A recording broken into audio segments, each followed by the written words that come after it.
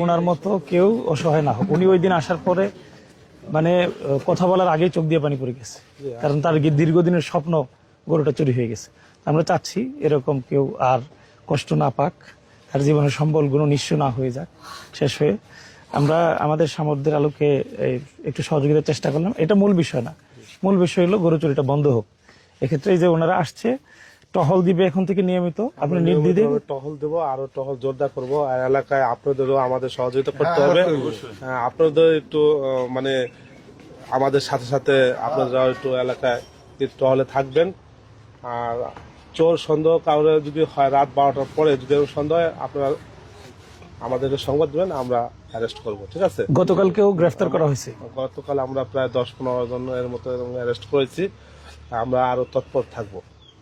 ঠিক আছে। তাহলে আরেকটা বিষয় হলো আমাদের এখানে মাদকের প্রচন্ড প্রচলন, এটা আমরা ওইটাও আমরা উদ্যোগ নিব ইনশাল্লাহ। আমরা ঠিক আছে। তাহলে দোয়া করবেন আমাদের জন্য। হ্যাঁ, এটাতে আল্লাহ বরকত দেবে, এই দোয়া করি ইনশাআল্লাহ।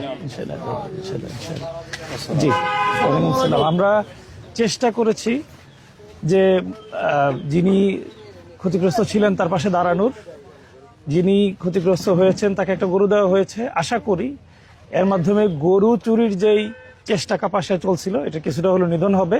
এবং সামগ্রিকভাবে মূলোৎপাটনে আজকে আমাদের সাথে প্রশাসনের লোকজন ছিলেন, তারাও সহযোগিতা করেছেন, ভবিষ্যতে করবেন বলে আশ্বস্ত করেছেন।